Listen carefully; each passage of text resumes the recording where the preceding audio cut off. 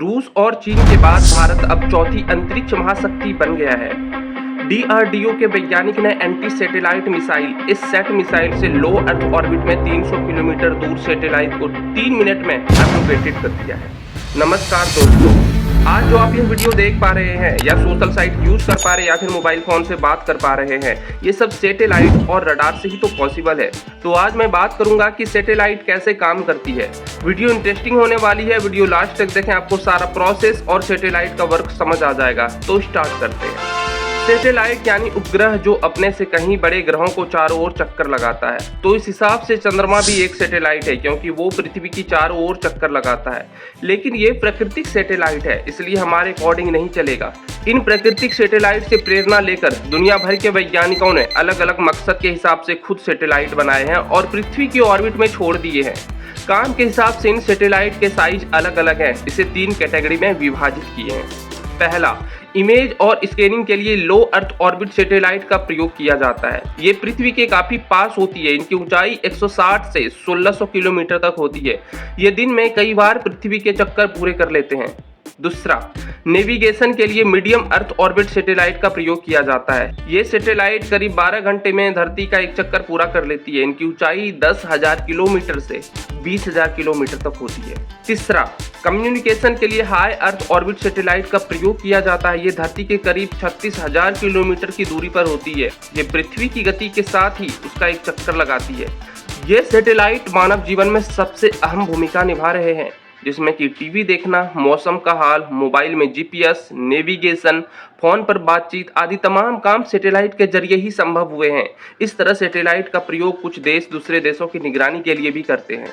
वैज्ञानिकों के इस सफल प्रयोग के बाद भारत अब ऐसी गतिविधियों से निपटने में सक्षम होगा। सैटेलाइट वर्क प्रोसेस समझते हैं। सैटेलाइट के दोनों तरफ सोलर पैनल होते हैं, जिनसे उनको एनर्जी मिलती है। इनके बीच में ट्रांसमीटर और रिसीवर होते हैं, जो सिग्नल को रिसीव या भेजने का काम करते हैं। इसके अलावा कुछ कंट्रोल मोटर भी होते हैं। जब सैटेलाइट की स्थिति या एंगल को बदलना होता है तो इन कंट्रोल मीटर के जरिए ये काम किया जाता है। सबसे ज़्यादा इम्पोर्टेंट जीएनएसएस का है, क्योंकि जीएनएसएस अनुप्रयोग अपने कार्य को कुशलतापूर्वक और सटीक रूप से पूरा करने के लिए उपग्रह संकेतों पर निर्भर करते हैं। ये अनुप्रयोग कई अलग अलग उद्योगों में फैले हुए हैं, कृषि से लेकर ऑटोमेटिव से लेकर रक्षा तक, लेकिन आमतौर पर 5 प्रमुख श्रेणियों में आते हैं। पहला, स्थान, दुनिया में अपनी स्थिति का निर्धारण। दूसरा, नेविगेशन, एक स्थान से दूसरे स्थान तक सर्वोत्तम मार्ग की पहचान करना।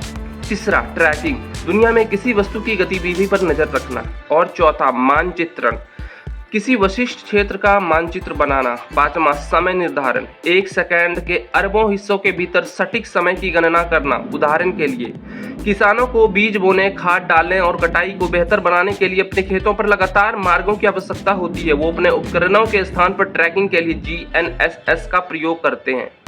कुछ मामले में किसान अपने मार्गों की योजना बनाने से पहले अपने खेतों का नक्शा बनाने के लिए जीएनएसएस का उपयोग कर सकते हैं।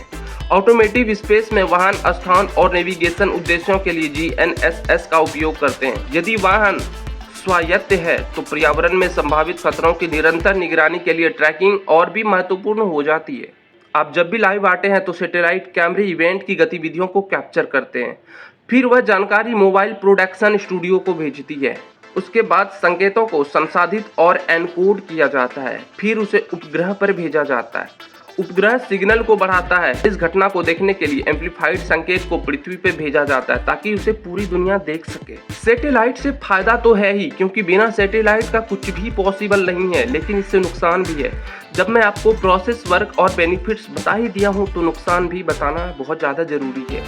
सैटेलाइट बेहद तेजी से बढ़ रहे हैं, धरती की चारों तरफ एक जाल बना रहे हैं। दुनिया का पहला सैटेलाइट 64 साल पहले छोड़ा गया था। तब से लेकर अब तक धरती की चारों तरफ तकरीबन 7500 सैटेलाइट मौजूद हैं। यानी हर साल करीब 117 सैटेलाइट छोड़े गए हैं। और 2010 के बाद मानो तो इसकी बाढ़ ही आ गई है।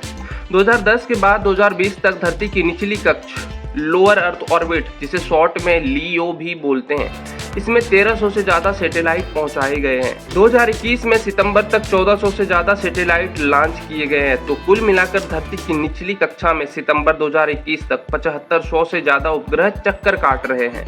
यह आंकड़े संयुक्त राष्ट्र के outer space objects index UN outer space object index में दर्ज है।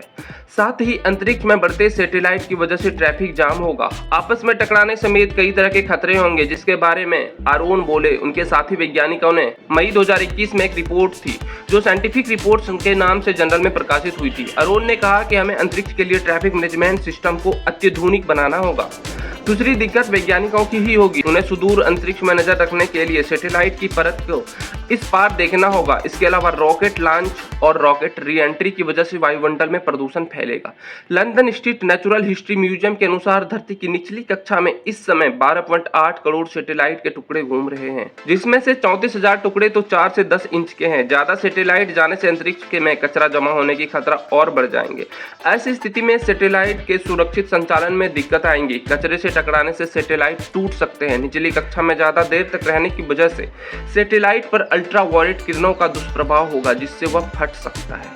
इसके अलावा लाइट पॉल्यूशन होगा, यानी रोशनी का प्रदूषण। कुछ दशकों के बाद जब लाखों सैटेलाइट्स अंतरिक्ष में स्थापित होंगे, तब आपको ये खुली आंखों से दिखाई देंगे। उनकी वजह से सूरज की रोशनी बाधित होगी।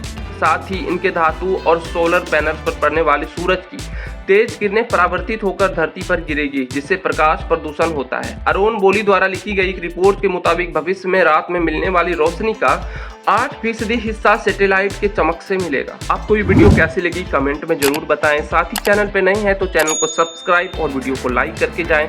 मिलते हैं अगले वीडियो में, तब तक के लिए बाय।